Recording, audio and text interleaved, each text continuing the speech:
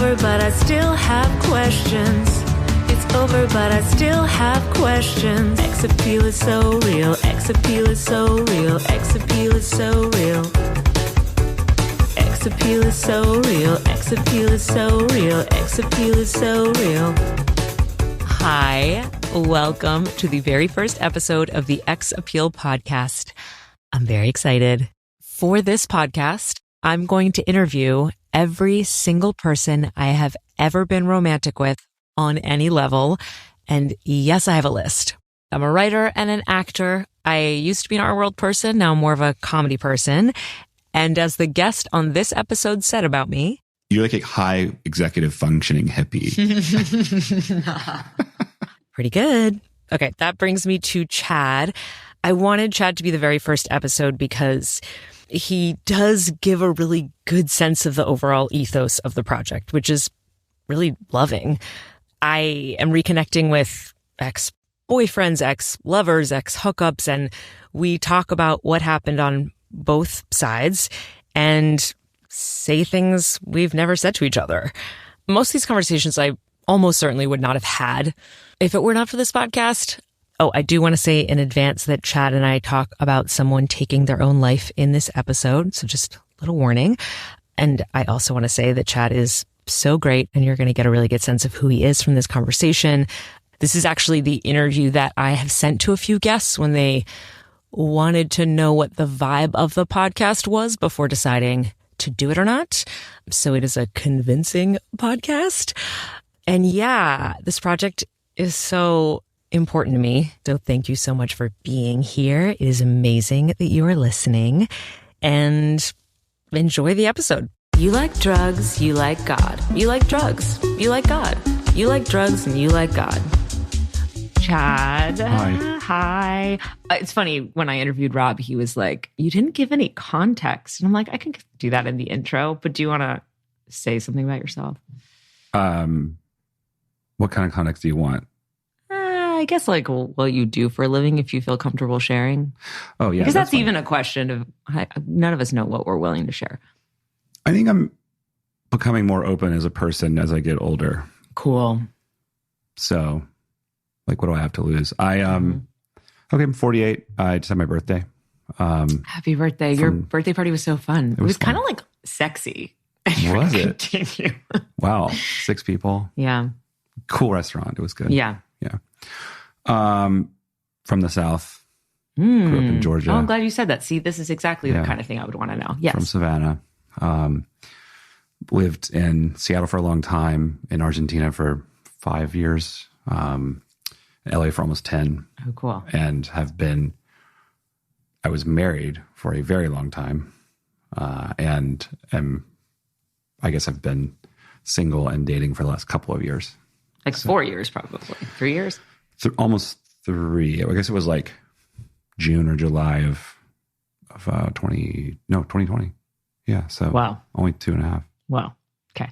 I mean, that time has felt long, but yeah. It feels, it was like basically, it was pandemic hours. So much longer, I guess. I don't know. So, I guess like having not dated much, I was very evangelical as a kid and even as an adult. So I never really had a sort of 20s dating experience. So I think I sort of was making up for lost time the last few years, I guess. So this is so weird. Is it? Yes. I love it. It's very odd. I love it. Like I don't want it to feel that weird for you, though. I want you to feel relax free. A little. Yeah, I know. It's cool. I mean, I think, I guess that's enough context. I don't really know what else to say. And you work in tech. I just think that just in terms of archetypes, it's like I've dated lawyers and doctors and actors how many and tech comedians. Bros have you dated? 0. 1. Yeah, 0. 0. You're like, thank you. I thought we dated. Well, no, I could also assume you don't think I'm a tech bro. I do think I'm a tech bro. I mean, you're a tech person, so we can just call you a bro. Yes, you're my one and only tech person. I think. Okay. I think that's true. There's been so many. That's cool. Yeah. I feel like that's happened a few other times or one other time maybe. What? That you're the only... Or twice, yes, where I've dated someone and they're like, you're the only tech guy I've ever gone out with.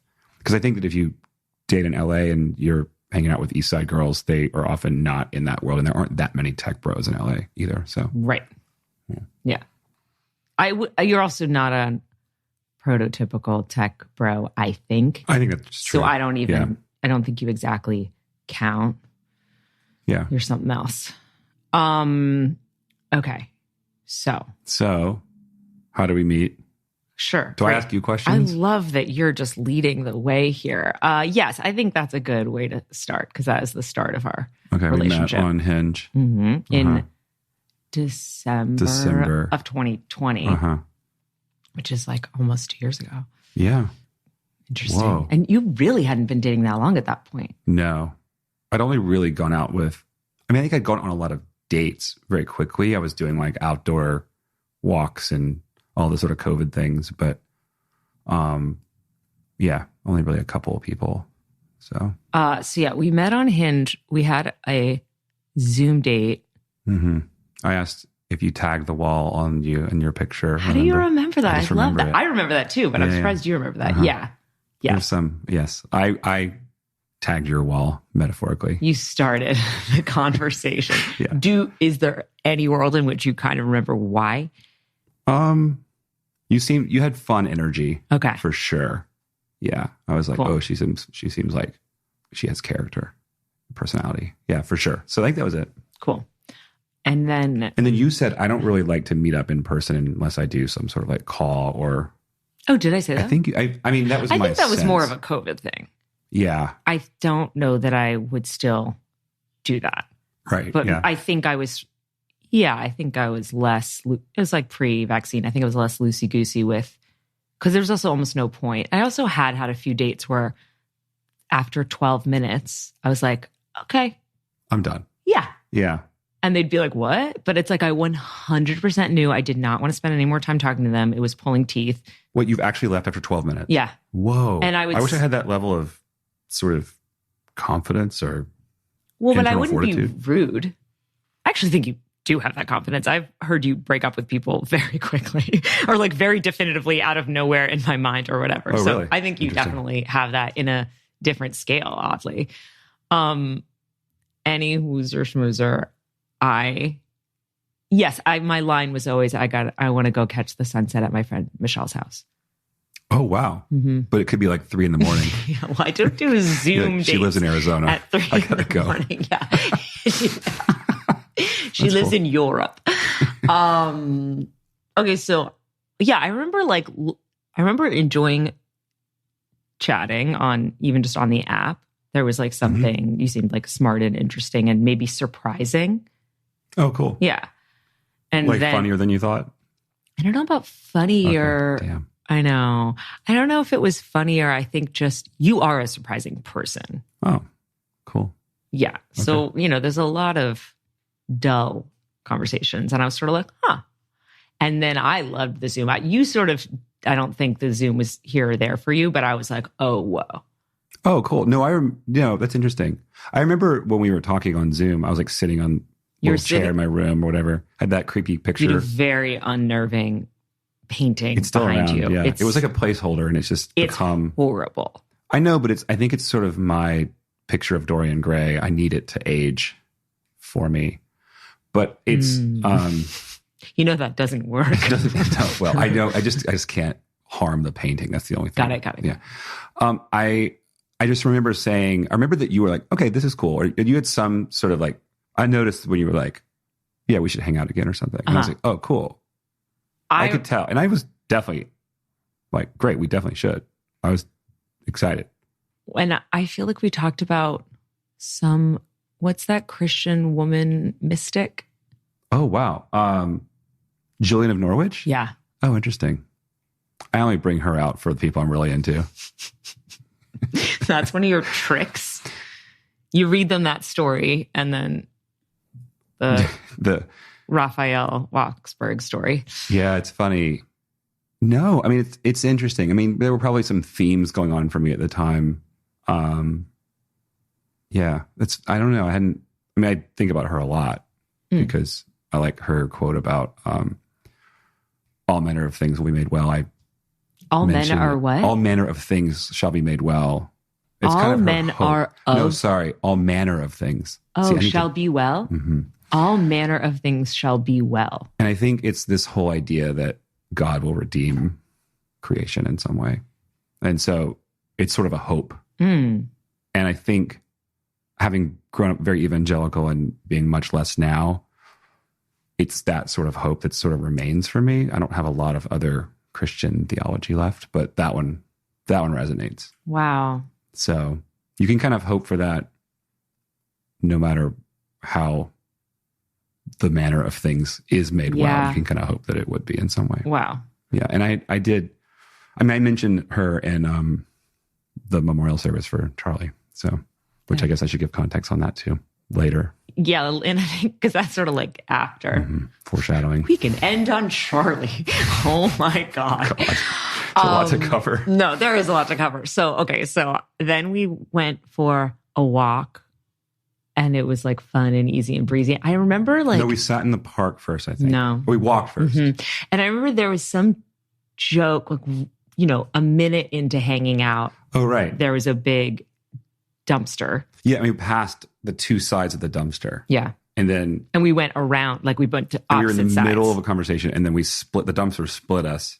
And I made a joke about how I don't know if I can talk through it quite right without experience it. But it's like the joke was that I would start to tell you a joke in the beginning of it, and then you would sort of like say the punchline on the other side. Oh, cool. It was the idea that we were kind of so in sync that we were kind of telling a joke with each other. And it kind of, yeah. And I remember I used to do that with my friend in high school. Whenever we would get split up like that, we got into a habit where one of us would say a sort of starting thing and the other one would sort of say a punchline at the same time. Or we would say oh, wow. You would try to do it. Try to sort of like say two phrases and hope that those phrases lined up. Whoa. And so it was that. But it's funny. The fact that I was comfortable enough with you to tell you that, I was like, whoa, that's weird. I would never make that joke or say that with almost anybody. Yes. Which tells me you have very good comic timing and taste, of course. I think whenever I bring up childhood stuff or think about childhood stuff, I can tell I'm very relaxed. Oh, interesting. Yeah. Like when I think about like camp or something. Yeah. So yeah, I think right away it was like, ba-da-da-da. Not that it was all, I've had dates that were very like, sort of like bright and bubbly like that. You don't want to have another one or something still. No, not even that. It's just that's sort of the whole tone. But I feel like we went into a lot of different areas. And I actually think I remember it being like a little serious in a way that I also like. Yeah, I like getting into it. And you definitely like getting into it. That's true. Like you're like, let's go into this. Let's go. I mean, not with everybody. I mean, certainly there are plenty of people I do not do that with. But you're down to. Oh, yeah. And you're curious. I would prefer to do that. Yes, I always prefer that. Yeah. Even though I also like stupid humor and like being very silly. Yeah. I love both. Yeah. That's also like in hospice. That's like a big part of, it's like that range I think comes up a lot when I talk to dying people. And it's my favorite way to be. That makes perfect sense. I mean, first of all, that totally tracks with who I know you to be, but that sense of being serious and silly or serious and fun is really, those are requirements for me, I think, in like relationship. That's cool. Yeah. Yeah. I love like figuring out those requirements. Because I think when I was younger, it was just sort of like, whatever, it was like, I don't know, you're cute. Like it was so, and I feel like now I'm more sensitive to like little, even problems. I'm sort of like, oh, that's going to be a problem. Right. Date one, I know that's going to be a problem. It doesn't mean I rule them out or won't go on date two, but I'm sort of like, and yes, possibly that's self-fulfilling prophecy, but I actually think it's more just knowing. You can kind of tell quickly. Yeah. But I think for me, it's taken me a while to figure out what those things are. Like I even if you're kind of, somebody has one of those qualities, maybe I didn't think through or didn't examine enough why that worked or why it didn't work. It may not even have taken you that long, because I think it took me 20 or 25 years.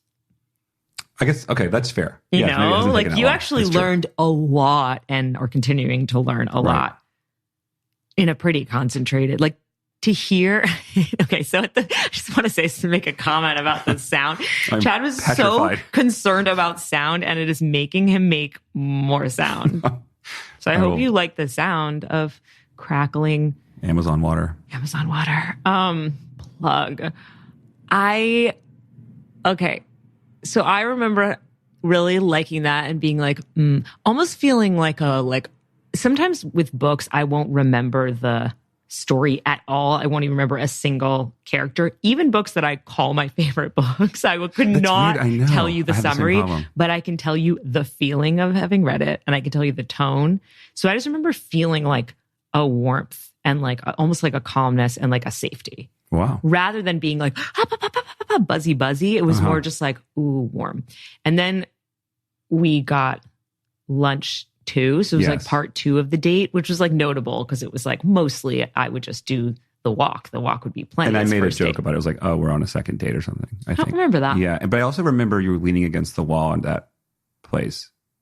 And I had a bit of a like, oh, I could lean in. Not like I wanted to like go for kissing or something, but I had the energy of like, oh, I could lean in and that would be like, got it. Received. It was like a connection. Yeah, it was cool. So it's pretty, and that's not always the case, like on a, hour long into a first date. Yeah. I don't know. Even if it's going well, you're not, sometimes you don't always feel that. I don't know. Yeah. And then we sat and had a picnic and you told me. I remember I told you, I don't know. Okay. I'm trying to think if I want to say this on the podcast because I think. Yeah. You don't have to. Forget it. That's fine. I mean, it's okay, I guess. Okay. I'll just say it in a vague way. I gave you a detail about my life in my married life that you were like, that's not always the kind of thing that somebody would say on our first date. And I think that it's actually interesting because I think that not having dated a lot, this is one thing I've learned about probably being married for a long time and then dating is some of my sort of boundaries are a little bit off because I'm not used to just being in a sort of casual manner with someone. And so I was like saying all this stuff. Oh, and then you like ended up using it for improv like that night. Yeah. You were like, which... Oh my God. I don't remember exactly what the game was, but I guess it was like overshare man or whatever. Something like that. It was maybe even more specific than that. But I learned about my first date sex life on his first date. It was like a little intense. It was funny. Yeah. But also it was at that point that you revealed that you had like only very recently been separated. And I was sort of like, okay. So there was already a feeling of like, he might not be totally ready. I don't know what you're talking about. Fair. Yeah, I think, because I think, I sort of feel like I knew the year before it was not going to, I mean, we sort of had a long time, we felt like it wasn't going to work, but then it was like, we really didn't separate until like right before COVID. So, it was a lot to just, I can imagine what it would feel like to be you on the other side of having someone say, yeah, I just stopped living with my partner of 18 years last February. And it's like December. It's not that long. And I hadn't dated someone who had been recently divorced. So yet. And then I like recently went on a date with someone who was sort of like the same thing. And I was sort of like, And he was like talking shit about his ex. And I was like, Like, I was like, I know what this is. Although I feel like I would say I don't think I actually I try not to talk shit about my ex. Yeah. But, no, it wasn't even the shit. It was just sort of like, to be this clear, is it's like still... a parenthetical phrase. Yeah. Yes, great. Chat's perfect. Let's just say that. Absolutely. Can we get that stipulated? Yes, thank you. 100%. You can get anything stipulated. Lots of parentheticals here. I think I think now I maybe know a little bit more what that means, but I already did have a sense like, not that I was like, oh no, this isn't gonna work, but it was sort of like, I was surprised at how recently you had been divorced. Yeah. Mm-hmm. But it's like, at some point, like, what are you going to do? Like, someone has to be early on in your experience of dating, And I wasn't like, oh, I'm not going to do it. I was like, okay, cool. And then we walked back to my house and then we hugged and I had this like very intense. I touched the side of your leg, someone accidentally. You remember that part. I don't really remember. And I was like, whoa. Where was that? Very buzzy. When I gave you a hug. Okay. I don't really remember. It was just like a hug. And then I was like, you're on the stairs. I was like, your stairs are very steep. Oh, yeah. And I kind of, and I was like, whoa. I had a whoa moment with your chest. I don't think I touched your chest. Yeah, but in hugging you, I was like, like there was just something in your chest that I was like, what? I remember you telling me later you wanted to like extract something out of it. I don't remember that phrase, but that's cool that you remember that. There was something in your chest that I was like, what is that? And I think I later understood that it was pain, but but it was like, at least it's not like The Shining, like that little man living in the back of his throat or whatever. Oh God. No, it's not that. It was, maybe it probably was. I mean, you probably could feel this emotion or this. I think it was emotion, and I like emotion, but also I think that it felt a little, I mean, I like the feeling of whether you want to call it like past life or like just some kind of connection that doesn't make sense. So past life is just like an example of what that could be. It's like, I mean, that's sort of one of my favorite parts about being alive and specifically dating is that you're like drawn to certain people. Like it's so interesting. In some ways you can't explain or you can. So it depends both. I mean, the part that you can explain is the most boring part. It's the part you can't explain that's like, because there could be somebody that's like has it all that you're like, get out of my face. Right. And there could be someone who's a disaster, for example, and you're like, this is it. Interesting. And that's so cool. Yeah. Because there aren't that many things that's like a regular part of your life that has that magic in it. You mean other than dating? Like just I think dating has it. I mean, I definitely think for me, like improv has it and, you know, acting has it. But well, I mean, you work with kids a lot too. I think sometimes like being a parent and like some of the mystery of why something is funny or why you're connecting or why you're, just the interaction it has some of that. Yeah. For sure. Yeah. But dating is like one of the most, I mean, I've thought this before that dating is so spiritual, but it's also just sort of like a regular, mundane, almost crass part of life. Right. So you're like able to experience that like deep connection, but it's accepted. It's like it passes in regular reality. Yeah. It's so interesting. You and I are like so interested in people, you know? Well, I think we talked about that because I mean, we'll probably get to it, but when we went on New Year's and we were like walking around. Oh, yeah. And I remember you saying, so we went out like that time, we went out like I guess we went to the beach over. Yeah. And then we went to, on New Year's, I remember there were no parties. It was like the worst moment of COVID. And you came over. We dressed up like real, like heels and like wedding dress. And you were wearing a suit and like a trench coat and a tie. Yeah. And like, we really did it up. And then we just walked around Santa Monica. And I think it was actually illegal to walk around Santa Monica. It was like a curfew. That's so funny. And we walked down to the Arrow and we took a picture in front of it. And I remember while we were walking, you were like, I just wish my married friends could experience Hinge.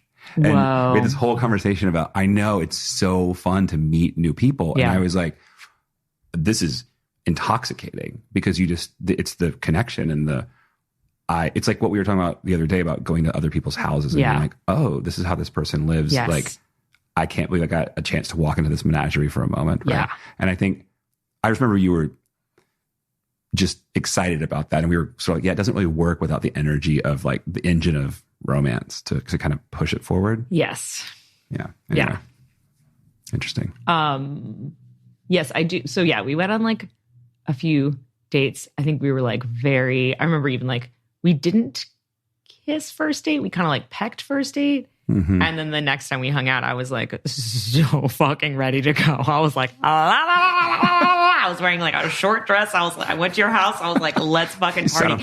Well, I said, yeah, there was, it was like the energy was, it was good. It was also not much going on. Like we dated during, like you said, high COVID. I think the highest. The absolute highest, the peak. And I think it was very painful for me in different ways, that entire experience because it was so solo. And like, I'm not somebody who, I love being one-on-one, but I also probably too much want sort of social validation and connection to other people. And I was like, I don't know how to, this is like this little isolated relationship that has no context with any other person. I've never met any of your friends. I mean, we were talking about them, but it felt so on this little precipice, and it felt very difficult to sort of integrate the interactions we're having with the rest of my life. It's very confusing. Oh, wow. I didn't have that. Well, I was both learning how to date and doing it in a vacuum. And that was wild. It caused a lot of problems for me. I think blew up a relationship I had before I met you because I just didn't know how to deal with it. Wow. Oh, that's so interesting.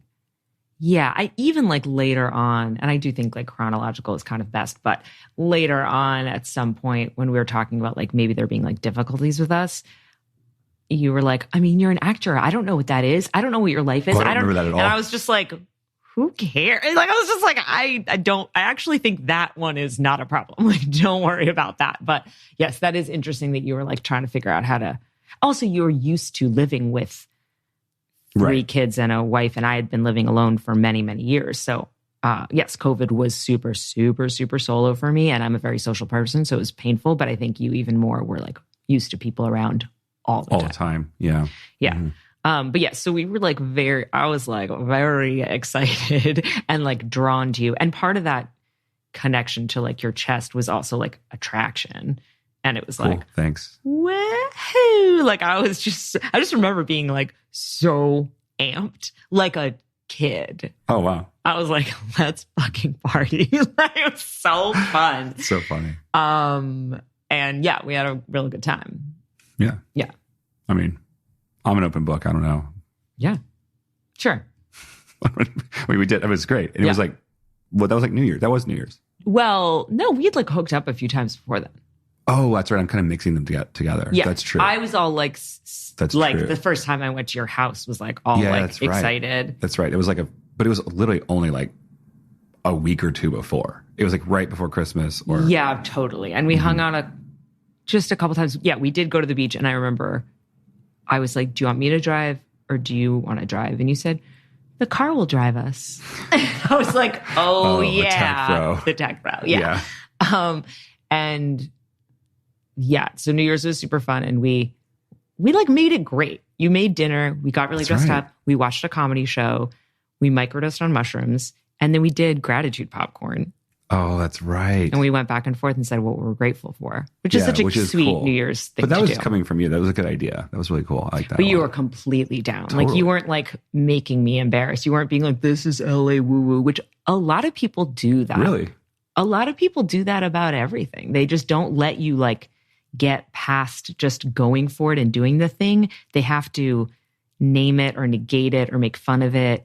Even if they're eventually going to do it, there's this like initial they're going to have a sort of distance, an arch sort of. Yeah. I feel like you bring a lot of gratitude to your life. And so it's very compelling or intoxicating or captivating. It sort of sweeps you up in it, of course. I feel like it'd be really hard not to when you're with you. So cool. That's very sweet of you. Yeah. And I remember you talked about your kids and it was like really sweet. Oh, yeah. Yeah. I mean, it was, I don't know. It was also one of those moments. I think maybe you are really aware of what you're grateful for because you're like, wow, this is a tough moment for humanity. So, but I think I would have felt that way anyway, but it was cool. So I definitely was like dealing with a lot of emotion about getting divorced that I was kind of coming back and forth and sort of fading in and out of us interacting, I think. So. Yes, for sure. And I remember even maybe the next night you were like, oh, do you want to come over? And I was like, yes, I do. Because that night was so fun. And then the next day was so fun. Yeah. It was very relaxed. Very relaxed, very silly, very like slowly caffeinating, eating, just really like a lot of languishing. Yeah.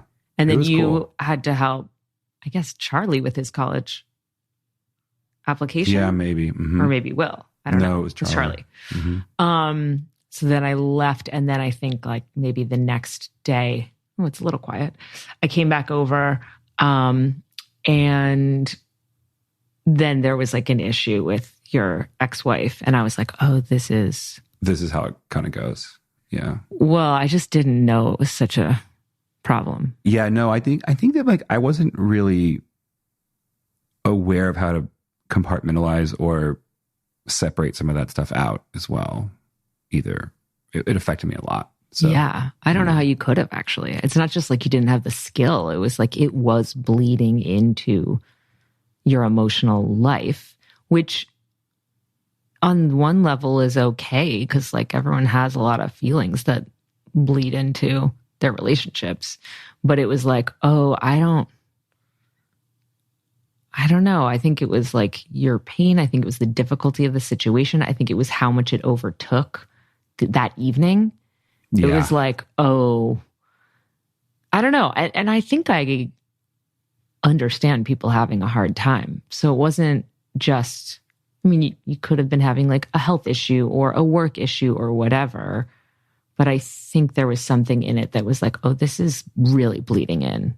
And we had just slept together. And it was just sort of like, it was bad timing. It was very bad timing. It was like, especially because that half day we hung out on New Year's, I was like, oh, whoa, we are doing this. Yeah. I was like, oh, hell yeah. And that really was what I was looking to do. Because I spent so many years doing open relationships or being with like a million people at once. And you were very clear. You're like, I'm looking for something serious. Totally. But it was the first time that I was for many years. Yeah. And so, and then there was like the experience of like, oh my God, like we're doing this.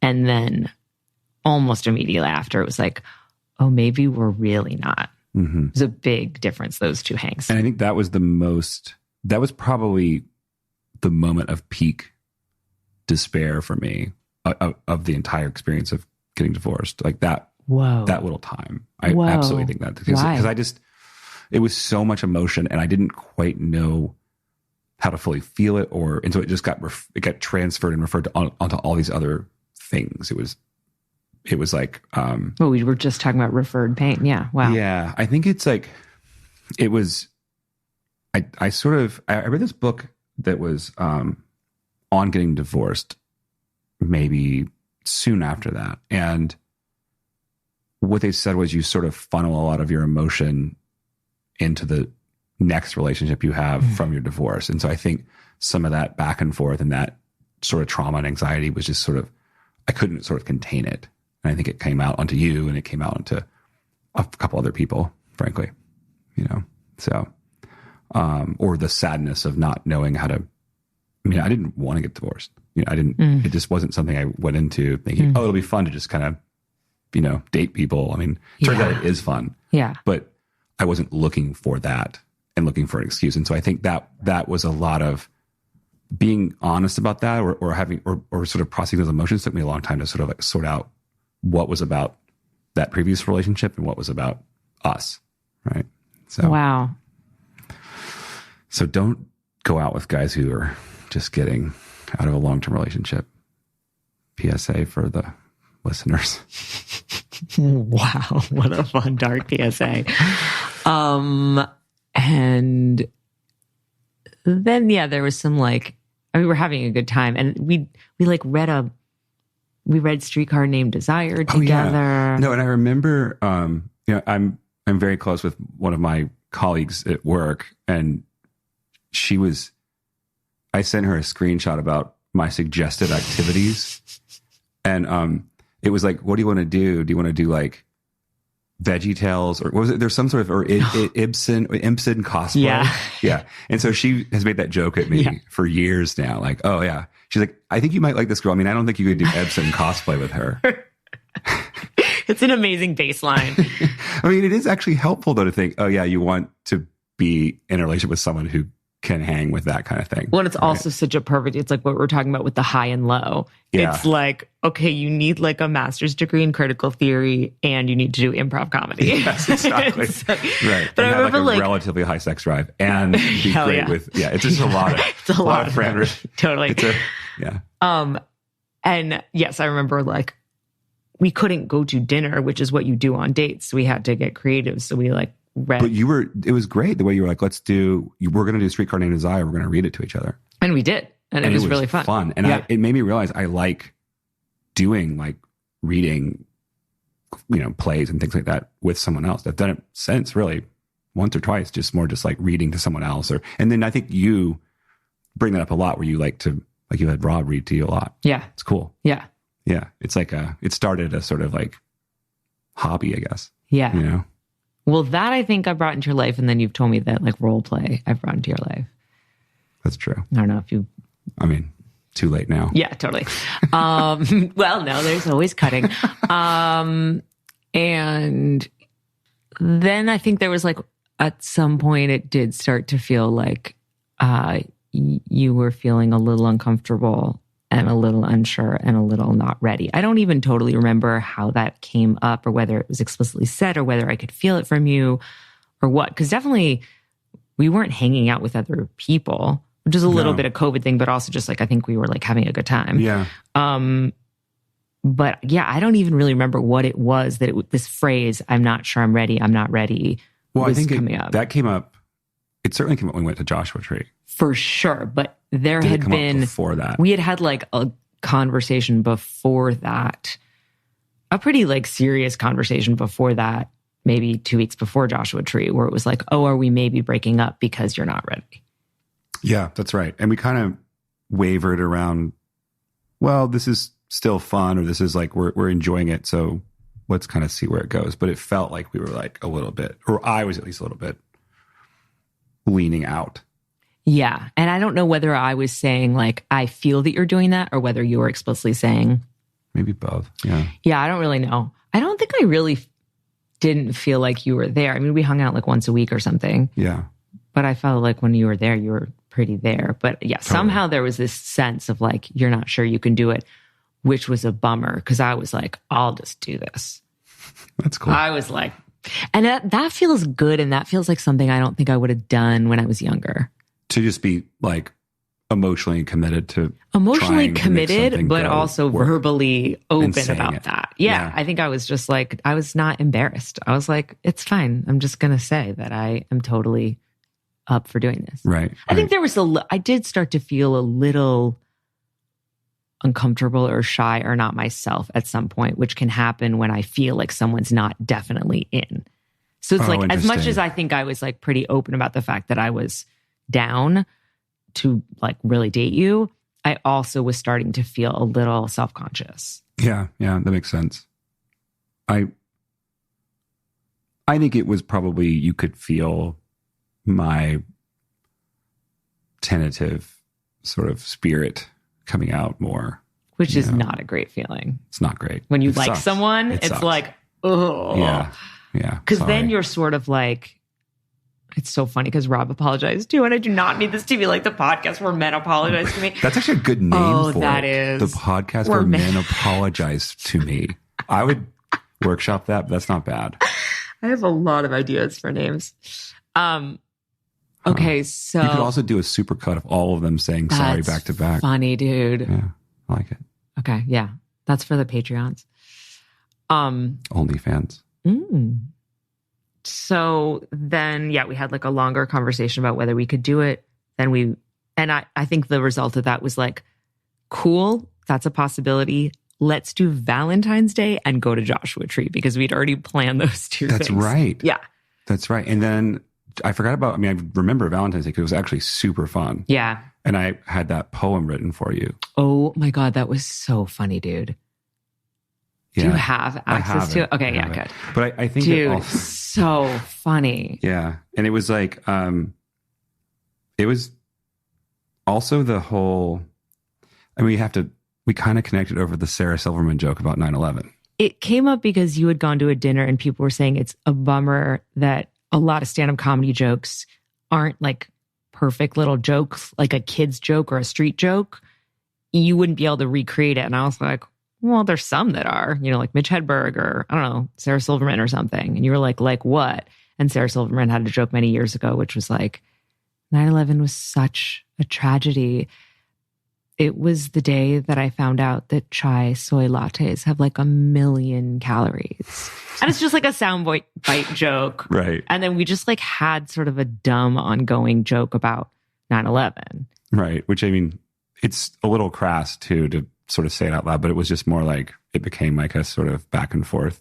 Yeah, we still text each other at 9/11. Right. Like, there's just... I hope no one listens to that and feels offended, it's but fine. It's like... I was there.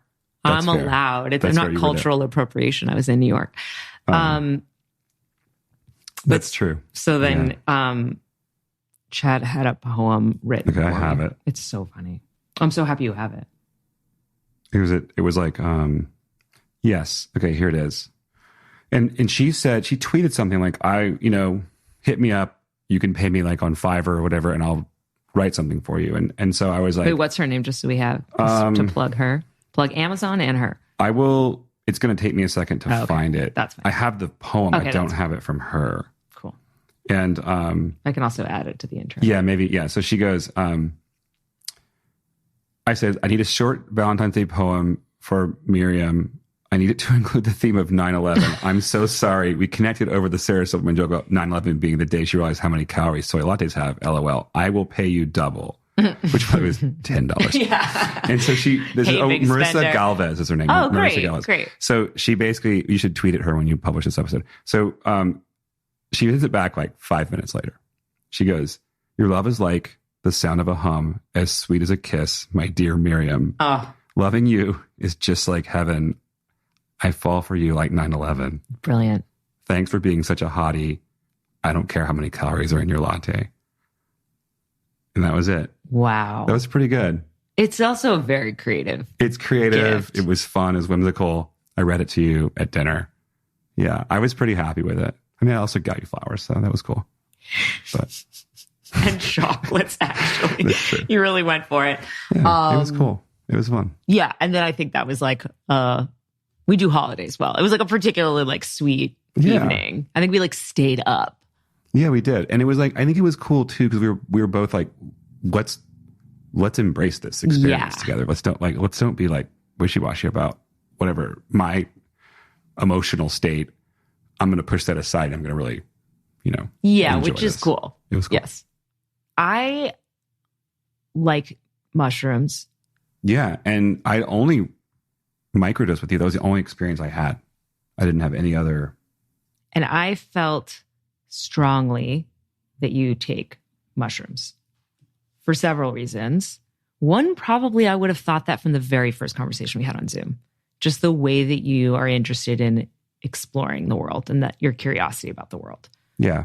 And you had a shift out of Christianity and a shift out of like your primary relationship and I just thought for me, mushrooms have always given me a lot of epiphanies and made me like clarify what's important and get messages. And there's just always something incredibly useful that expands out of, beyond the experience. Like, it's not just like, oh, it's a really fun 5 hours. It's always like, oh my God, for months and even years, it's super helpful. And you seem like the way you talk about mushrooms and the way you've talked about having that experience for like 20 years and doing it once a year in the desert with your friend or once or twice, I guess.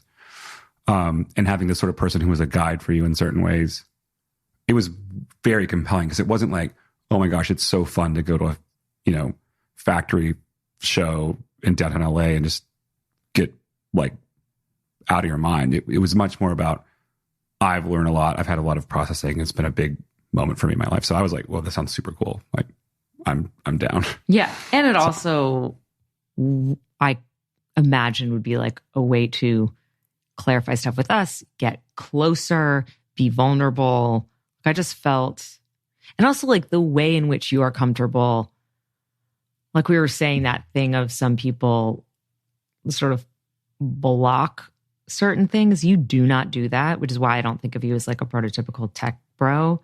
You are an unusual person in that you're like, let's go. Let's explore. Okay. Let's figure stuff out. And it's why you get close to a lot of people. Right. Yeah, I think it's true. Yeah. So I think also I felt like safe going with you. Yeah. Which is surprising because usually it's like people I've known for many years, or my best experiences are, and I usually, if I'm doing it with just one person, it's a woman. It's just, I mean, I have done it with men before, but it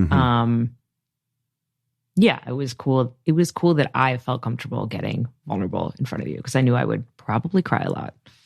Which you did. Yeah. I think you did too. Okay. So we went to Joshua Tree and like got a really nice place and like got all the food in advance and just took care of everything. And then the morning, you gave me a lot of intents. You told me to think about things before I even went to process. So I spent time before I got there thinking about them. Oh, that's cool. Mm-hmm. I don't know if you remember that. I do. Yeah. Yeah. Okay.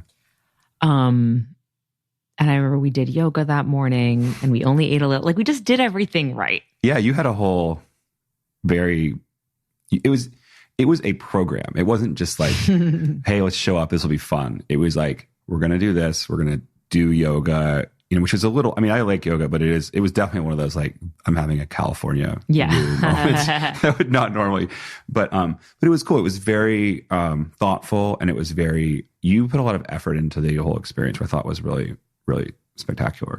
Yeah. I think that's a little bit how I live my whole life. There's a bunch of structure and then wildness within it. Yeah. No, it's true. That's actually one thing I think is very surprising about you. I think you're at first blush, you're sort of like, you could be like, oh, I'm the, improv actress, slight hippie vibes, but you're actually very organized, very determined, very thoughtful, very, like, you're like a high executive functioning hippie.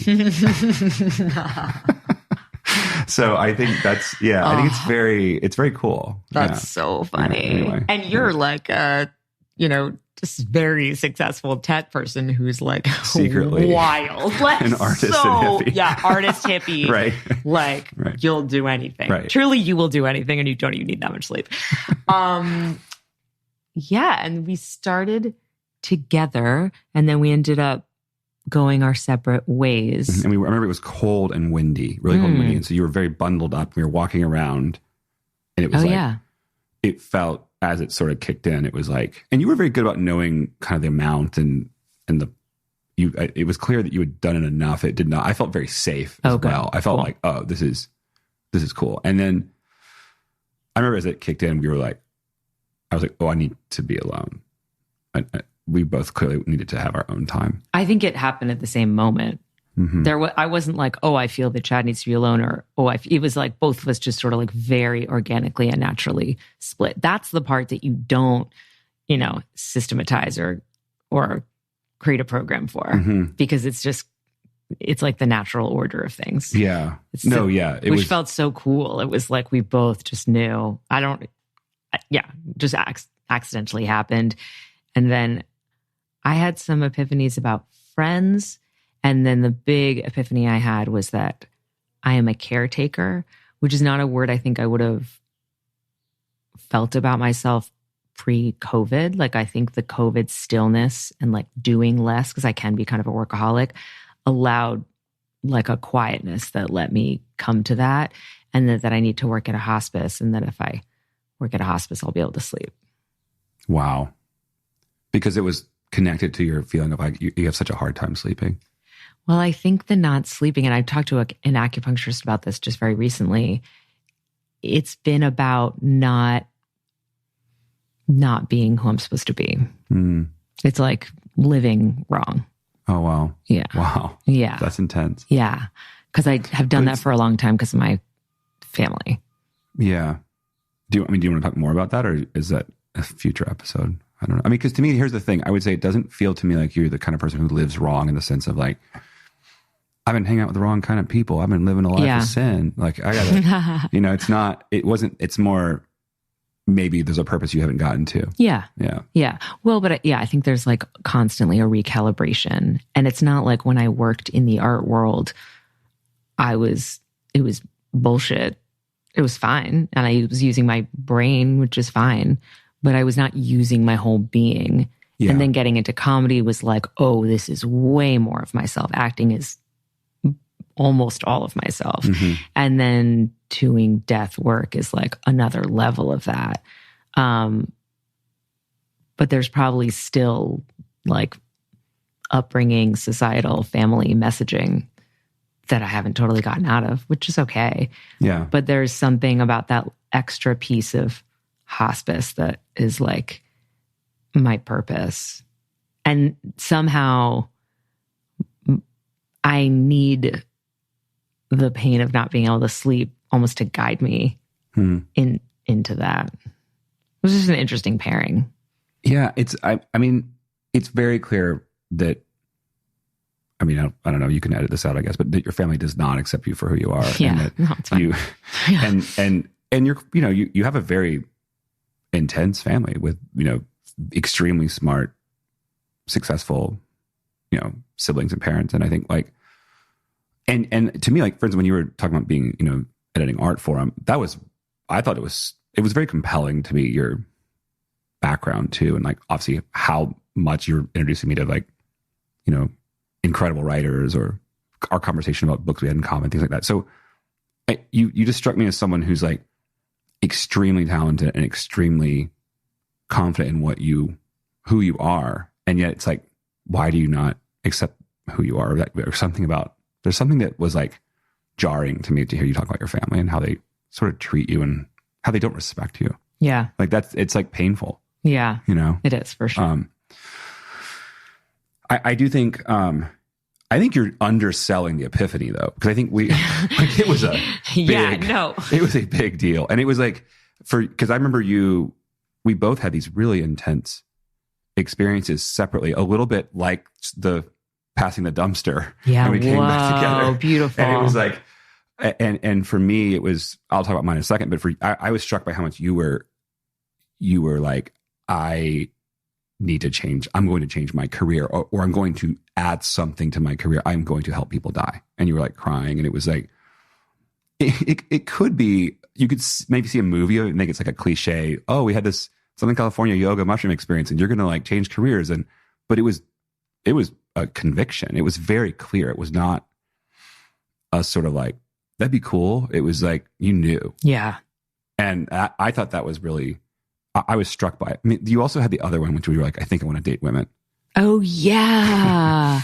And which that one, I mean, well, it wasn't just woman. It was this woman named Tiffany. It was like a specific woman that I'd matched with on Hinge. Oh my gosh. Yeah. You definitely should tweet at her when you release this. Oh, she came yeah. But and you ended up going out with her. Yeah. It was fine. Yeah. She's very beautiful. Tiffany, you're absolutely stunning. But anyway, but that, I mean, and I don't know, but it definitely did feel like that didn't have the same level of conviction. This was extremely profound. But the other thing I remember you told me was, you're not ready. You said that phrase to me. Oh, I thought you said the phrase. No, I think you said the phrase, I'm not ready. Or I think you also had thought the same thing. I said, if this was right, it would be easy. Oh, that's right. That was my phrase for you. That's right. That was my phrase for you. But we both had phrases about the relationship, which was like, the relationship is ending. It's over. It's over. Yeah. But yeah. But like not in a bad, it felt like physics. It was like, oh, this is the right thing. Not like, oh, it didn't feel forced either way. It was like, oh, this is right. We should put this on hold. And it felt quiet. Uh-huh. I think that's why you just said I was underselling the hospice epiphany. It's because it was so clear that I didn't almost have to be loud about it. Yeah. And I immediately I did a bunch of death doula trainings. You've applied to hospices. I've been doing it. Yeah. Totally. Yes. And it's like a huge, important part of my life. To be there for it, for you to have that. I mean, I love that it's still. Oh, and I will continue. I think I'll get deeper into it. I think at some point I will like take people and their family and their partners to Joshua Tree to make mushrooms to like reckon with their dying. Yeah, completely. I definitely think that's going to keep being a huge part of my life. Before we continue, I want you to say what some of your epiphanies were. Yeah. So if you have to have some context, which I can give in like 30 seconds for my Christian experience, which was, I was very evangelical. I helped start a church in Seattle. I ended up in a, that didn't go so well. I ended up in a small group of very intense relationships that came out of that. It was, I would call it sort of like splinter group type church environment, where it was like a sort of 6 adults. Really, it was, I guess it was 10 at one point. It was down to 6. Extremely close, very loving, very connected and warm, and in many ways, like the most profound experience of my life in relationship with them. I learned a lot about myself. Our kids became very close. We ended up moving to Argentina together. It was like The Big Short, more or less. My friend was like, the market's going to crash. And we started shorting the housing market. And that kicked off a series of decisions, which made us go, hey, let's do something different for a while. That turned into a 5-year adventure in Argentina. I got so much out of it. I learned a language. I learned a lot about myself. I started a company and sold it. It was really profound. That group got very insular and a little bit toxic, and they would disagree, but I believe that very deeply. And You gave me this list of intents, or you said come up with a list of intents, and I had sort of three things. I wanted to spend some time thinking about how to help my three boys. I wanted to think about our relationship and dating and what am I doing, and I was thinking a lot about sort of. I think it was like this. The third one's a little bit. I cannot remember this one as much, but it's more like, what am I sort of doing with my life a little bit more? Like what's not just career. I didn't really care about focusing on career as much more like, am I doing the things I should be doing? And when I went through this experience, I sort of, I had this vision of this like really long road, and it was almost if you were in the desert, kind of like Joshua Tree, but almost more like Iraq or something, where it's like you can't drive off the road because you just don't know. It's just sand. You can't. The road is the only place you can drive, and you're driving on the road, and then all of a sudden there's this like giant sort of 200-foot black onyx sort of stone in the middle of the road, and you cannot drive around it. There's no way around it, and that was my anger actually at a particular member of this group who's kind of a spiritual leader and a friend, and it was like, you've got to deal with this. You can't really get through anything else unless you deal with this. And I think it was sort of, it was really profound, because I feel like it wasn't that once I saw it and I sort of recognized it, I kind of could break it apart and just kind of move on. And I really think it was actually extremely impactful for me in terms of digging up something that I kind of knew it was there. But when you're in a relationship with somebody who has narcissistic tendencies, I think they will often leverage things that they see inside you as sort of means of manipulating you in certain ways. And so I couldn't be honest about it, because I felt like if I was honest about it, it would be a handle or a lever for that person to further manipulate. And so I think I needed to sort of come to it on my own with this internal experience and let it go. I don't think this person is responsible for my marriage falling apart, or I think, in fact, I have many, many, many things I feel profoundly grateful for. But at the same time, it wasn't healthy. It was like a dysfunctional sort of, almost think of it as like, I think many, many church leaders are, I think they don't mean to be. They're driven by a lot of conviction, but they're generally narcissists, and they're generally driving a group or a church or a congregation or a friend group or whatever.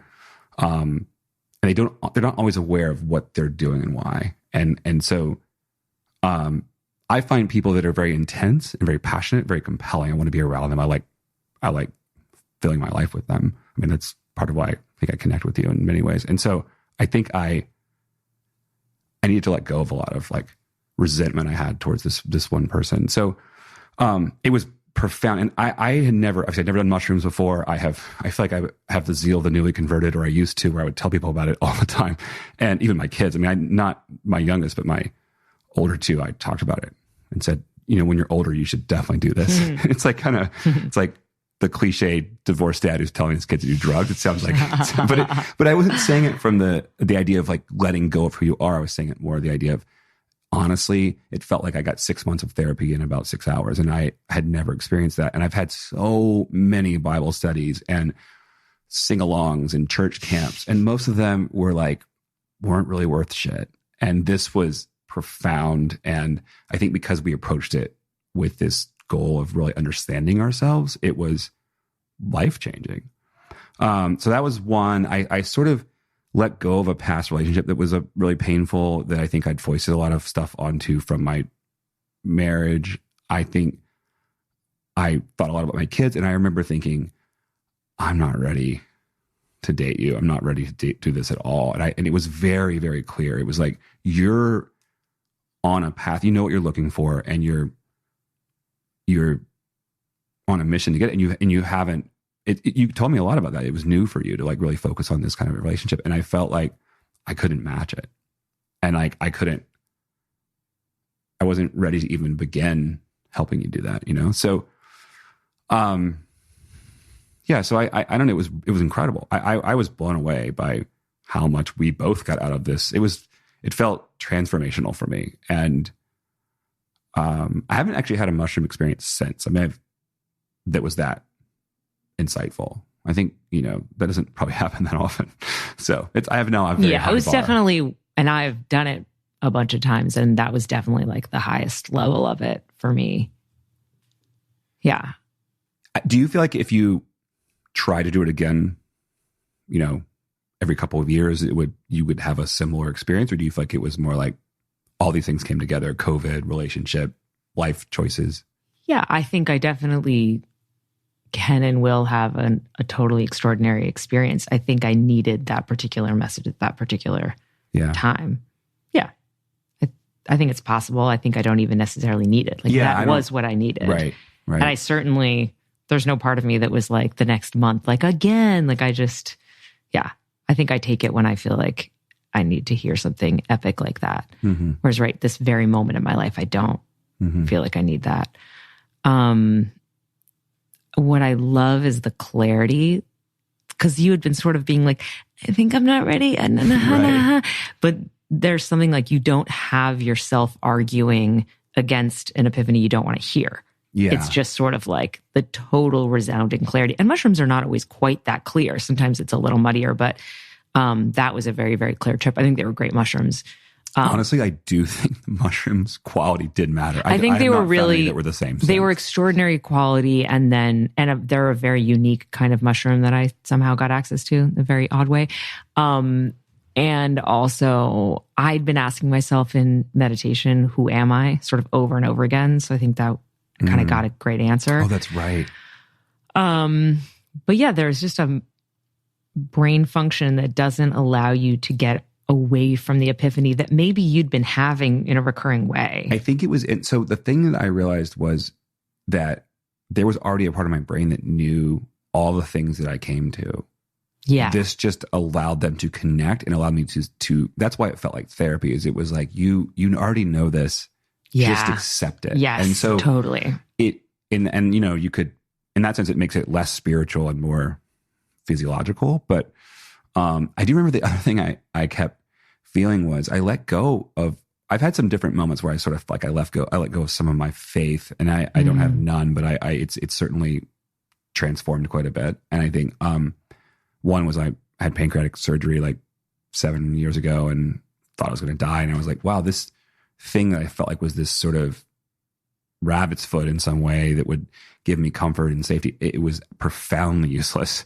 And I found myself looking at the world as much more, I guess, physical and less spiritual in many ways. And it was the experience was so sort of raw and tangible and in the present realm and not in the mortal coil, and not, I found it not being really connecting to like my spiritual life at all. Because it's, for a lot of people, it's the opposite. It's the opposite. Yeah, I know. It's very like, funny. but maybe it's like if you spend so much of your life kind of thinking about the afterlife and death and, going to hell. I mean, you grow up in the South and you hear that you're going to go to hell for masturbating, and you can't talk about it because everyone's scared to talk about sex, and that's all they think about, and they also won't talk about it. And so it was all these different sort of forces that caused me to be so holding on so tight to this faith that was actually, you could argue maybe it was just a false faith, and maybe there's a lot of Christians will say, if I were to go deeper or to trust God more, it was more profoundly real, then I wouldn't have had this. My false faith fell away, and like the true faith would have lasted if it were. And I just remember that like this sort of bookend of that was being on mushrooms and looking up at the moon and going, it's just a rock.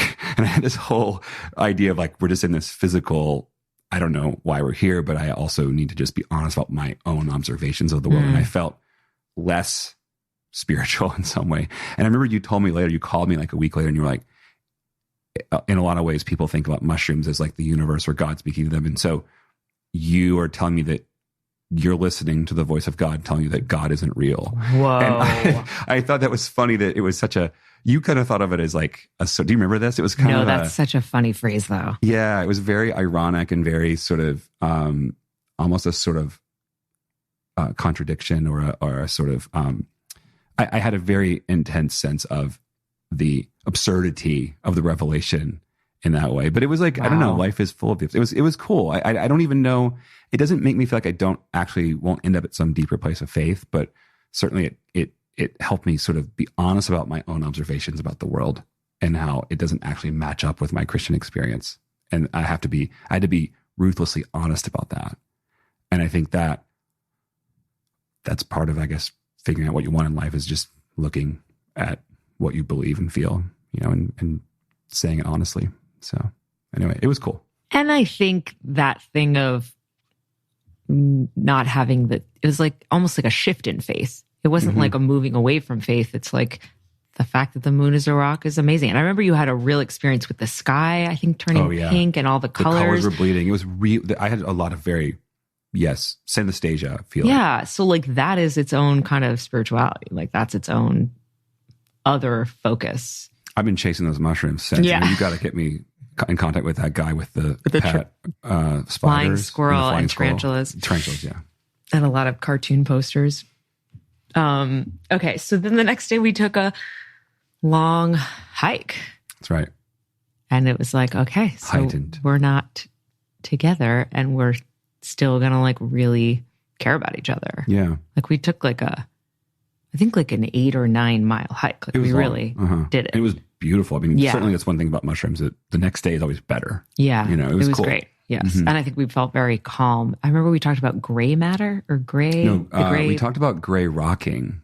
Gray being, it was more about, I think what it was a concept. This is going to sound kind of funny. It was like when you're in a relationship with someone who has borderline personality disorder, you find yourself, any reaction you have, positive or negative, when you're in an argument, that you become, anything is leverage. You could say, you can apologize, you can be gracious, you can be angry, you can be whatever. And so this is what I think. This could be, maybe we're misremembering, but in my mind, I was talking about this concept of when you get into a place with someone with those struggles, you end up learning to be a gray rock, they call it, where you basically have no reaction. You're just sitting there on the ground. I think that was what it was. And I think maybe because we were walking, I don't know if it was because we were hiking around a bunch of rocks or if we were just talking about relational dynamics with I think that kind of like becoming neutral, that's like one of the, I actually talked to, what's her name? Who did your interior design? Alaya. I talked to Alaya Pritchett. Yeah. I talked to Alaya about that. One of the options to childhood trauma, like responses to childhood trauma, is neutrality. Like either you like react and you are angry back, or you become invisible, you become nothing. Yeah. And it sounds like that's a little bit similar. You're just sort of like, I don't exist, so that there's nothing that you can take from me. Yeah. And I think it was like, we had such a good time and still laughed. And I remember like stopping off in Palm Springs to charge the Tesla plug. We should plug Alaya's interior design. And except she doesn't do it. She does plug her breath work. Yeah. But what's interesting is that we also were those mushrooms were strong. I remember we were like, whoa, people laughing is not fun. I don't want to be around. Well, I think it was really, we don't want to be around Palm Springs. Like Palm Springs is like not fun. No, but I had the sense of like just these voices making, it's like how you listen to like people who don't speak English, the way they talk about how English sounds. And I remember feeling like everyone's sounding like that. It was like, whoa, I don't like, this is just noisy. It was just intense to be back in a syllables city. Yeah. It was like, but we listened to Beyonce on the way home, like her self-titled album. And we were like, I forgot that. It is a great album. We're like Beyonce, and it's funny that you're right. Is the best. I know. And it was like very sweet, and we held hands, and it was just like a really nice, like, sometimes it happens that the end of something does not have to like be a fight. Yeah, it was really incredible. And I think that you also, I remember it, I mean, because we ended up not talking for a while, obviously. Well, first we did talk like kind of a lot at first. We had, for 3 weeks, I think we had like a pretty epic conversation once a week where I was like, so wait for real, so wait for real, so wait for real. And it was like a 3 hour, so wait for real. We're not doing this. Yeah. And then it was like, okay, yes, Right. definitely. Like there was a little like, let's just make sure that's true. No, I think I'm glad we did it because it wasn't clear to me really either. It was like, obviously it was clear in the moment, but you do get back and you second guess and you're like, I don't know, like I'm, still like want to, make out and have sex. And that's real. Yeah. It doesn't go away just because you're like, this isn't working. It was definitely like, Yeah. We didn't. But then we didn't talk for 7 months. Yeah. Yeah. And you just called me one day. Well, I went to New York. I always take like a month trip to New York in the summer. And that trip always really resets me. To Montauk or to Montauk and New York and just the East Coast. And I think I was like, okay, I knew there was going to be a moment. You didn't know that. You tried to text me a couple times and I was like, I just needed to like completely not talk for a while so that I would be a totally different person. I also sent you something that you were actually kind of hurt by. I think I saw Reggie somewhere and I was like, oh, look, it's Reggie. And I was like, and then you were like, dude, like later on, you're like, dude. I don't remember that was when we were not hanging out. Oh, you told me. That's my fucking ex. Yeah, that's like, so funny. And it's another ex texting me about. Yeah. It was just like, I was like, that's funny, dude. I have my moments of total, social awkwardness, I guess. Well, you are boundaryless and it's the best and the worst thing about you. It does have some downsides. Yes, but it's also so fun. And then I called you and we talked on the phone for like hours and just like really caught back up. And then because we had the September 11th joke, my friend Julie made a film about comedy after 9/11. So I was like, how about the first time we hang out is we go see the screening of this movie on 9/11 together because it's our day. That's pretty funny. And then we went and saw it. And then we walked around Echo Park Lake a couple times and it was so fun. That's true. It was great. Yeah, that was cool. We walked around a couple times but it was very like, oh, this works. Yeah. Like we can have a different relationship. Yeah. Yeah. And I wasn't sure I could, not that I couldn't pull it off. I just didn't know how to do that. I've never done that before. Yeah. Which was cool. So yeah, I was really surprised when you called me though, because I wasn't expecting it it's not that I didn't think it would happen at some point. It's just that I guess people always have that experience when something happens like, whoa, it just happened. Suddenly this thing happened. And it's like, yeah, but it was also 7 months later. Yeah. Which is a long time. Yeah. Yeah, it was really cool. And then I don't even know that we hung out at a different time. We were kind of talking on the phone sometimes. And you and I, if we get on the phone, it's like, it's 2 or 3 hours. It's like absurd. Yeah. There's no like 2 minutes. It was also a lot about Rob.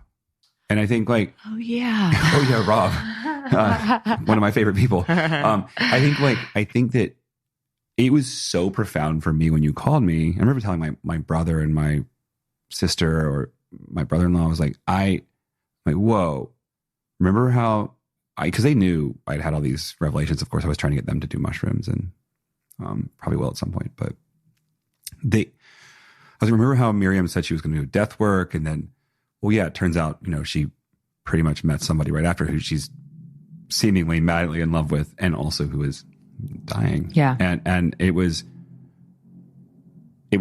hard to process really, honestly. Cause I had this very, very clear sense of this is why you shouldn't keep going if you're not sure and you're dating because you're in the way. Yeah. You're in the way of somebody else having a relationship that they might really be grateful. And I've had that happen to me a couple of times where I've actually 2 of 3, you're the third of 3 people I've gone out with where they met somebody right after and they're like, this is the one, in different ways. And I think I know it's complicated for you given Rob's situation, but I do think like in terms of the connection and it's incredible. And so I had a sense of, it's weird. It's actually given me the ability to be really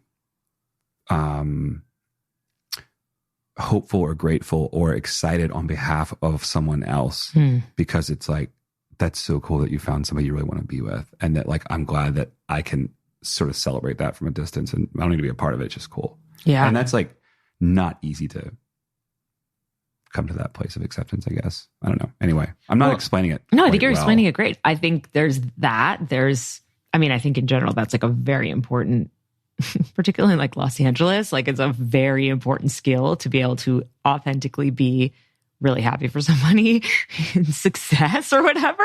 It's like a lot of people can't do that. Because they cannot do it. Yeah. I think I sort of naturally do that. But yeah, there are certain things like patience and like that you can a little bit work on and be you can get better at it. Yeah, for sure. You really can. Yeah.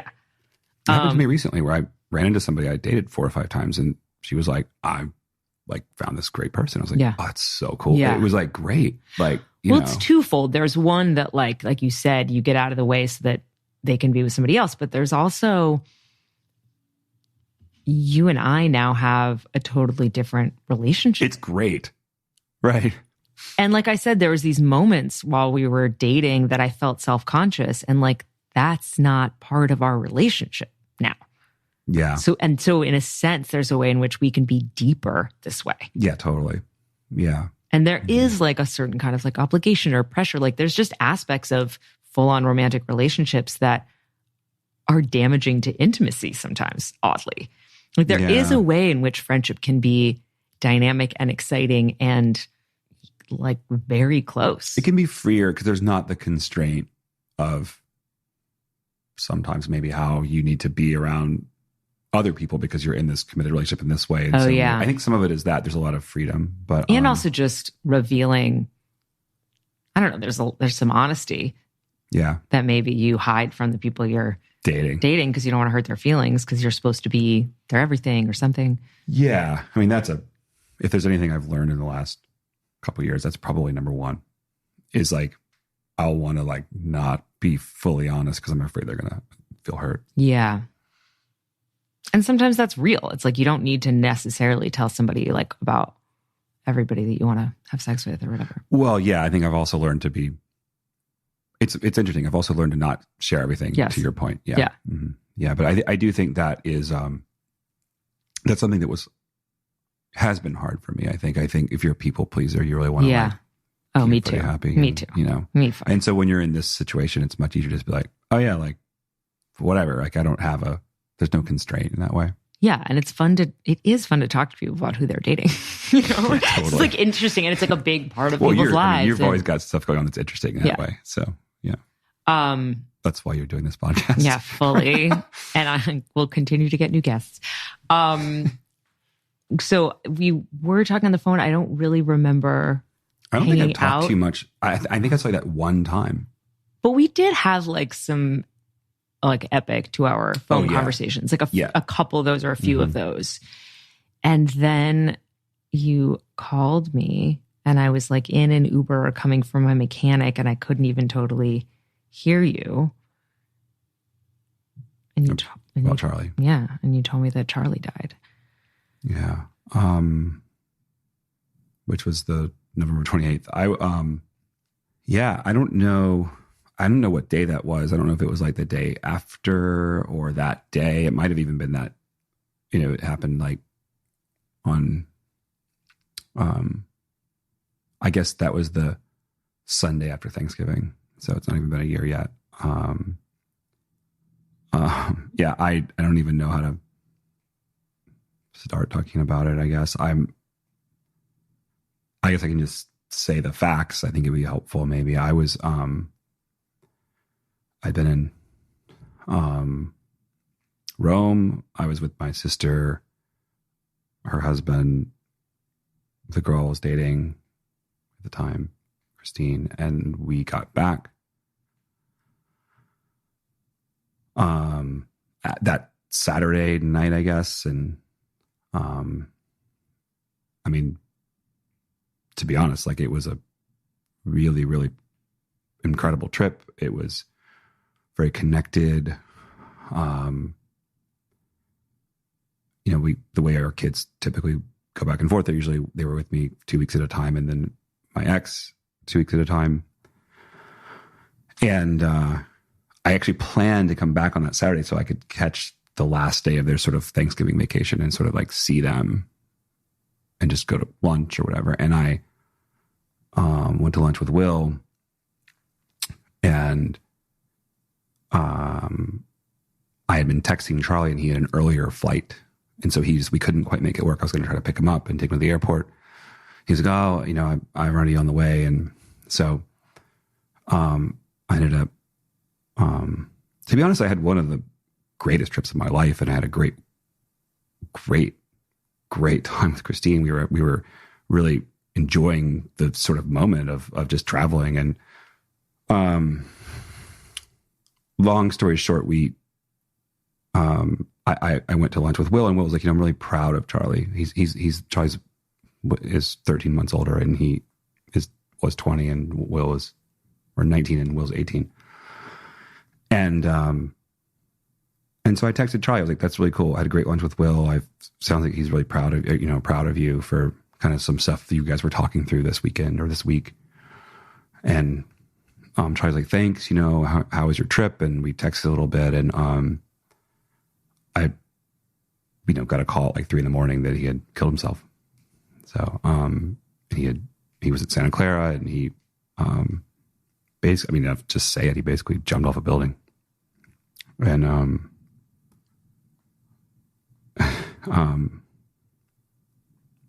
I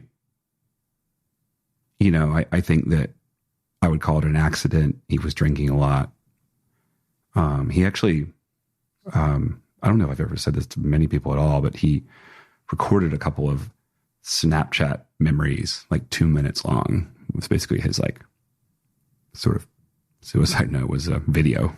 And it was really clear he was not doing well. And I think it was probably a combination of antidepressant meds and drinking way too much. And he was on the phone with his therapist for a couple hours before, and he just made a very, very dumb decision. And I think he was having a hard time with kids at school. He never fit in well with a lot of groups, and he would create a lot of negative attention, and then he would feel shame about it, and would create these sort of spirals where he would sort of act out. And I think this was one of those things that a kid can do and think it's almost like he's getting back at the people that were, not accepting him in some way.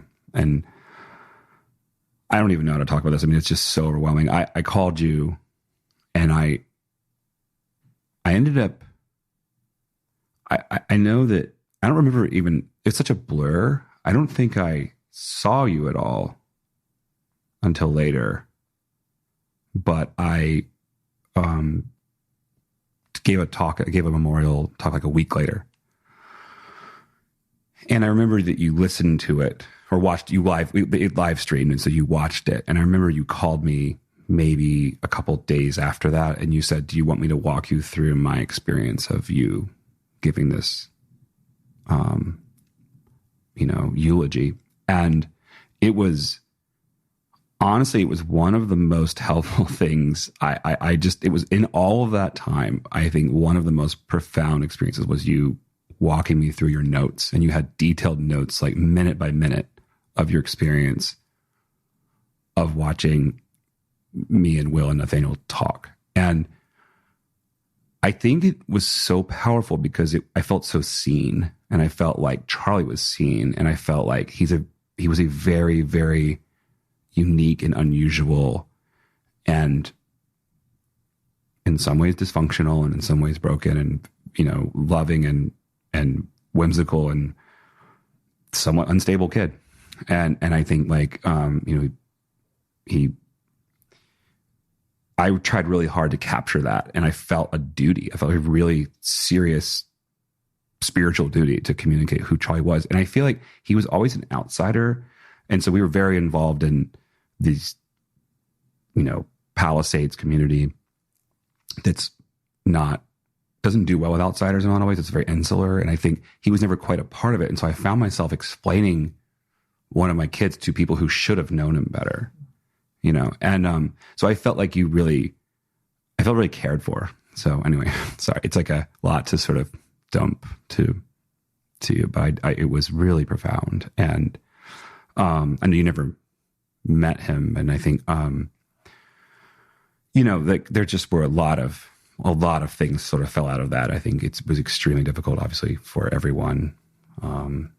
But it sort of blew up my relationship with the girl I was dating. And I think I realized later, it's like lots of really stable families can't make it through something like that, much less somebody you've been dating for, months. But I felt really cared for, and I really appreciate that you were so present. And it was like, I don't think it wasn't much in person until later, but yeah, it was, I don't know. I mean, sort of that theme of, I hadn't thought about this before, but it's like the theme of death sort of didn't really,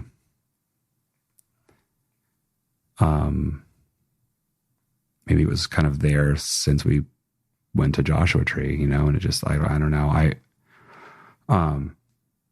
Obviously I'm still working through a lot of this.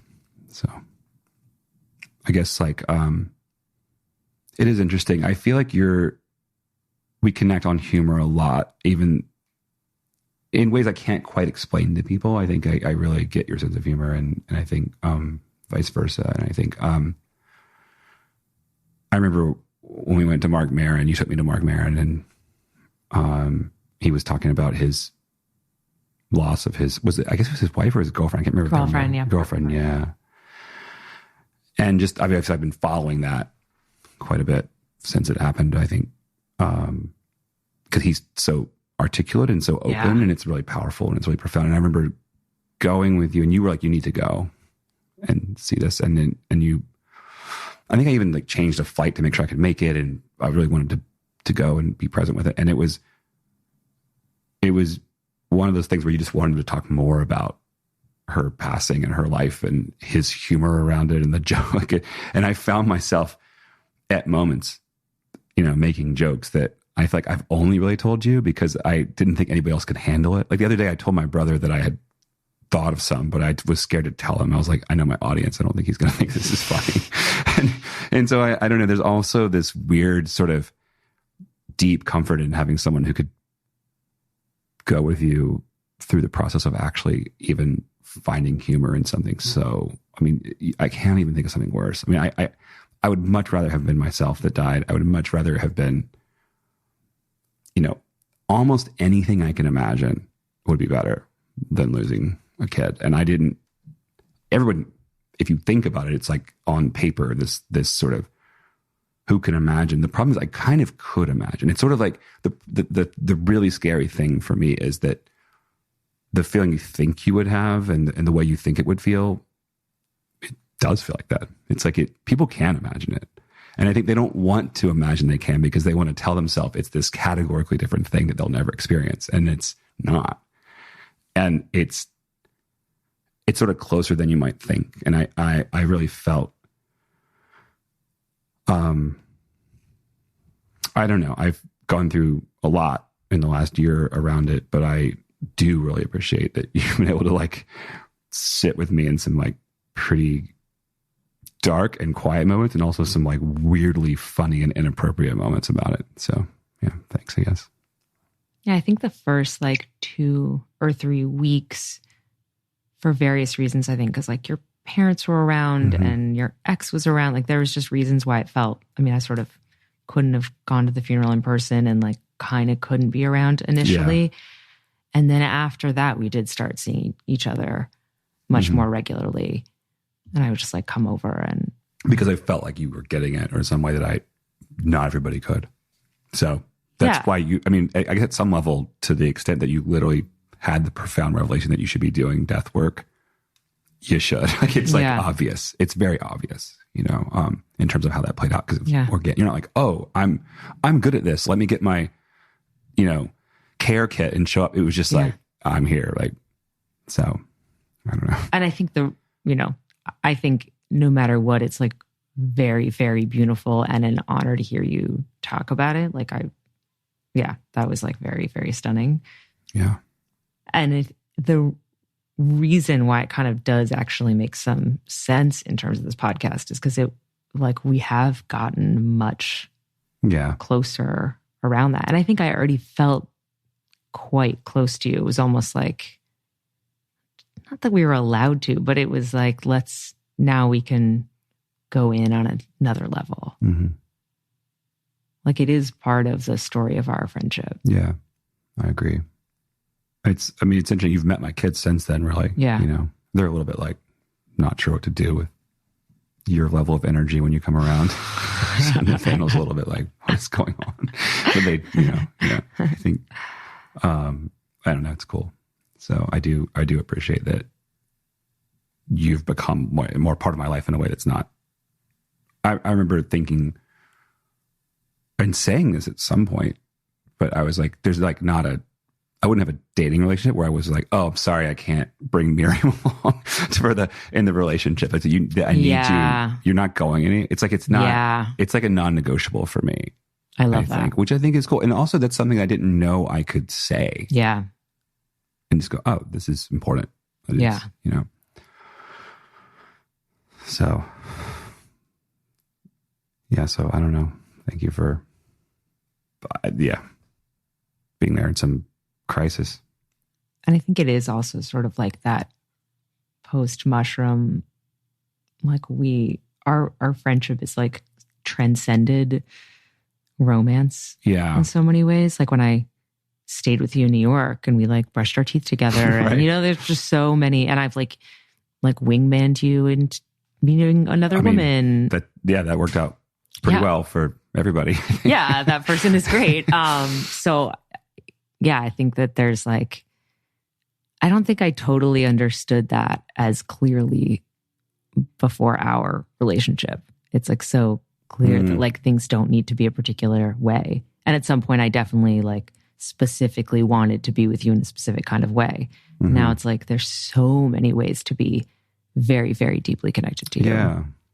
It's cool. It's like, it's helpful in terms of thinking about what friendships can look like. And, not that all romantic relationships that end will turn into something later. I think it's definitely a particularly, you have a particular aptitude for that most people don't. And I think I do too. So I think I was going to say that. It's because we're both good at it, but I don't think it's just that, but certainly that makes it easier. I don't know. Well, I think it's like a kind of expanded view in general. Mm-hmm.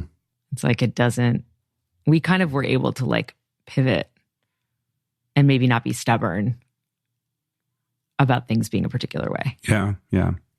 It's interesting. And it like will probably continue to shift. I'm also very honest with you. It's like doesn't not happen very much, but if there's something that like a little bit bothers me, I just say it to you. Oh yeah. I really appreciate that. I mean, we've had a couple of those recently where you're like, hey, this kind of hurt in this way or this.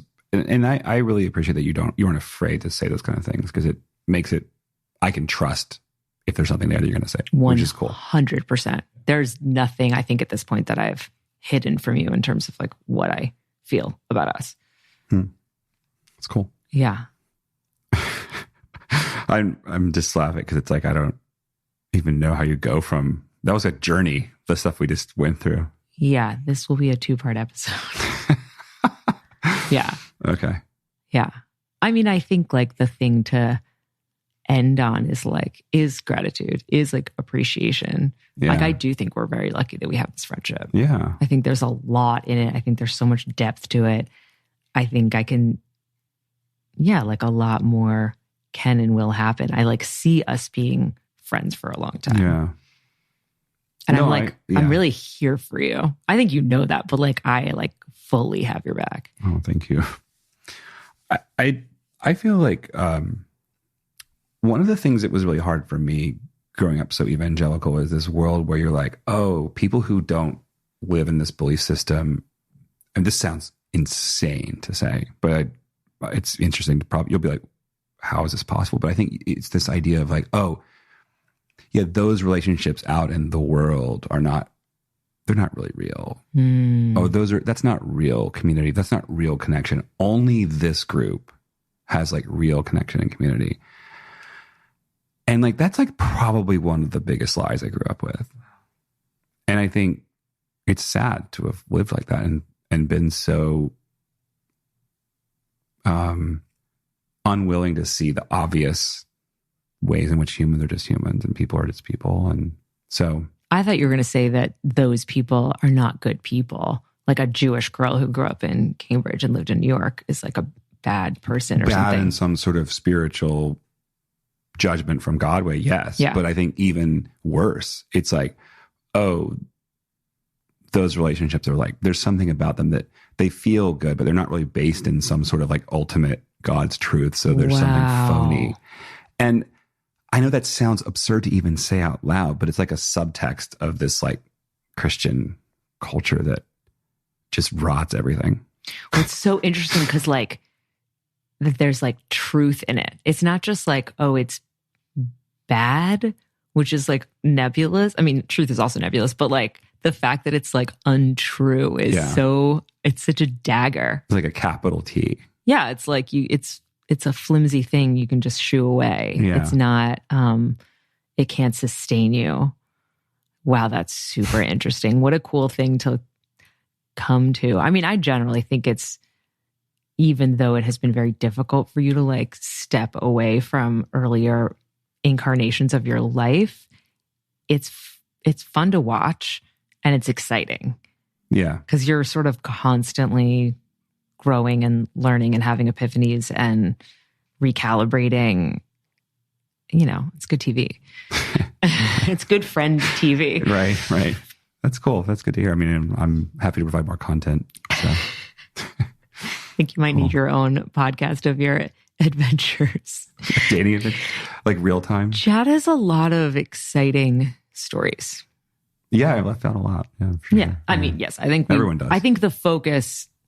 Well, the focus should be more on you, I feel Well, like. I don't mean me, but I think the focus is on us. And I think we have done that. I think we've done the stuff that's us. But I will just say, as a tantalizing little teaser, that Chad's life is really interesting and exciting and dynamic. And yeah, he's also like killing it in his career. Thank you. You're welcome. All right. I mean, I feel like $1 million. Do you want to like think for 2 seconds if there's anything? Oh, you know what I did want to say? I hung out with someone just a couple nights ago, and I told you on the phone yesterday that I love our friendship. I've said that to you before. I really love our friendship so much. That he said, well, I know you love the acting, but you could really make a career with this death stuff, blah, blah, blah. And just like that phrase, the acting, like is condescending. He's someone who's like heavily in the industry. Mm-hmm. Hope you'll be on my podcast, brother. What's the date threshold? How many do you have to have? One. One? Okay. No, I'm going to ask Chris, who I went to pizza with in 5th grade once. Oh, yeah, but I didn't know if there was some sort of like divisor being the number of years in the past it was versus like. That's hilarious. Yeah. No, I don't do math anymore. Okay. No. Anything romantic on any level. Because there's always something to talk about. Yeah. I mean, dude, a first date. You could write a novel about every first date. Oh, absolutely. What you learn, it's like you learn more in the first date than you could. A lot of people could. Yeah.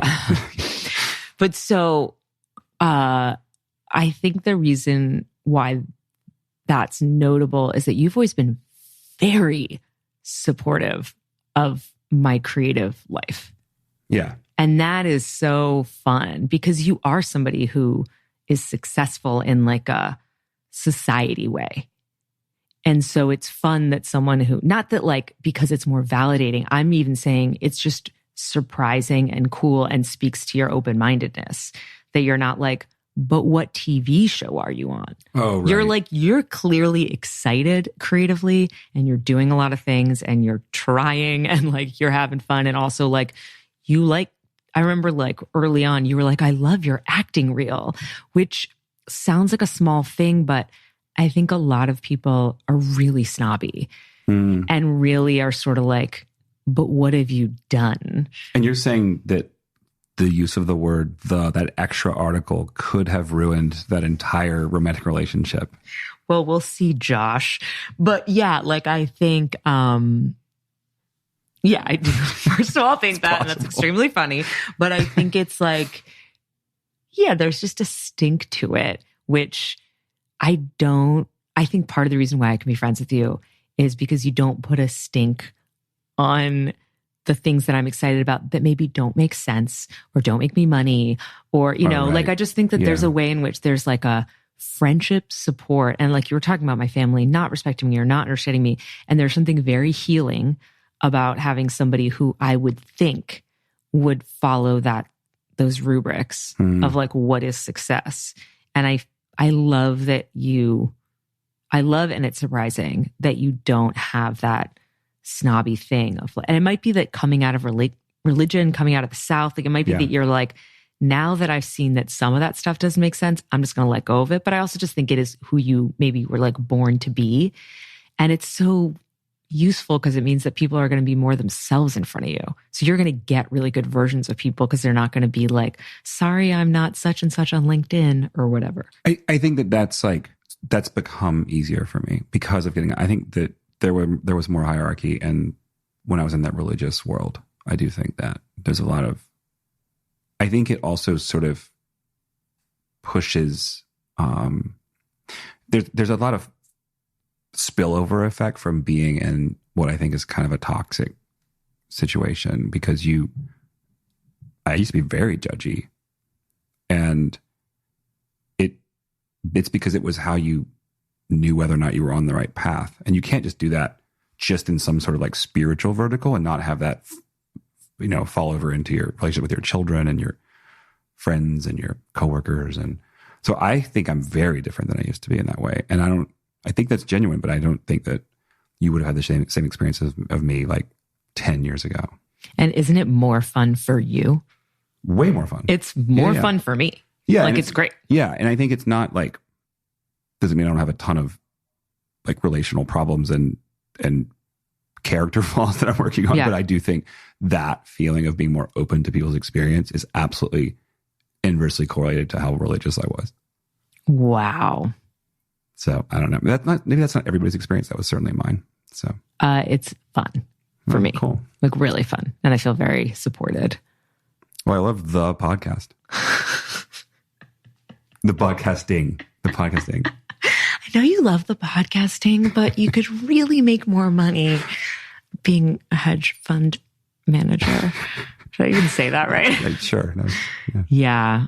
Anyway, okay, cool. So I really care about you. I'm really happy we're friends. I really appreciate you giving yourself and your honesty to this. Yeah. Love you too. I love you. I didn't even say it.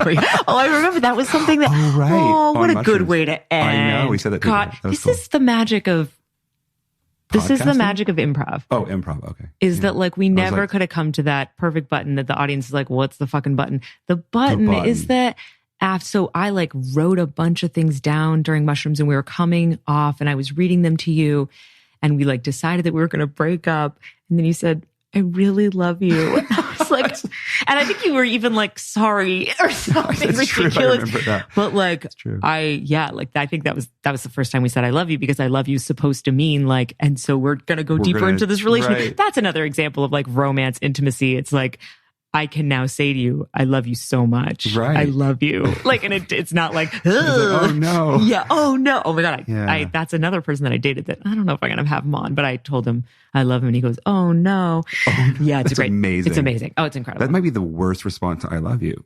Yeah, Tim. Wow. So you can make up for it. Yes. But yes, that is so funny that the first time we said I love you was like right after breaking up, which is so cute and funny. It's cute. Yeah. Okay. Thank you so much. This was such a joy. Yeah, likewise. Okay. Bye. Okay, bye. I want you all still to answer my questions. I still want to know, how can you be so high? Okay. I loved that. I am so amazed at how open he is and how supportive he's been of me and of this project. And Chad, I just want to thank you so much for being episode 1. And thank you to everyone who's listening. There are a lot more episodes, so get ready. And if you want to do some sleuthing for me, I definitely have some white whale guests that I do not know how to get in touch with, including Eric Greenside from Florida, who spent your summers living with your grandparents in Boston, who kissed me at a camp dance while Stairway to Heaven played. If you're out there, call me. X appeal is so real. X appeal is so real. X appeal is so real. You are open, you are closed. You are open, you are closed. X appeal is so real.